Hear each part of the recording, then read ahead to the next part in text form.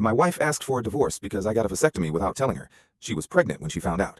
That's the ending. Here's everything that came before it.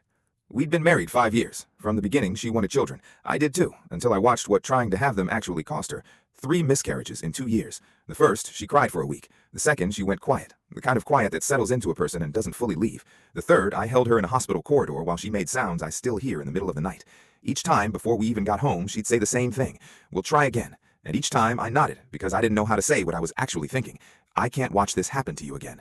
So I didn't say it. Instead, I made an appointment at a clinic 2 hours from home, sat in a paper gown, signed a form, and made a decision for both of us without asking either of us. I told myself it was love, that I was quietly absorbing a pain she didn't need to carry anymore. What I actually did was lie to her for 3 years. For 3 years, she tracked her cycle, took supplements, said prayers I had no right to be part of. Every negative test I already knew was coming, I stood next to her and pretended to be disappointed. I held her hand. I said, "We'll keep trying." I let her believe we were in this together. We weren't. We hadn't been for 3 years. She found out at a routine appointment, 12 weeks pregnant, a pregnancy neither of us had planned for. The vasectomy had failed. Rare, but not impossible. The doctor mentioned it the way doctors mention things when they assume both spouses share the same information about each other. They don't always. She didn't say a word in the waiting room, didn't cry in the car. She drove home in silence, set her keys on the counter, and looked at me with the kind of stillness that's worse than screaming. How long?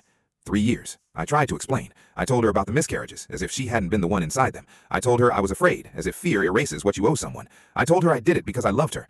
She said, "You don't make that decision for someone you love, you make it with them."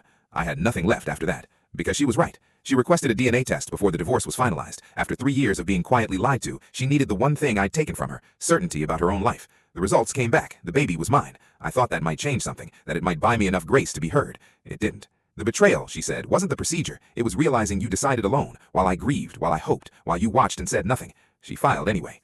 Our daughter was born 6 months later. I was in the waiting room, not the delivery room. That was her call. Alone. The way she decided most things now. She named the baby something I had no part in choosing, a name that belongs entirely to her. I spent 3 years making quiet decisions for both of us because I thought I was carrying her pain. She made one decision, quietly, calmly, alone, and it was the last one she'd ever have to make about me.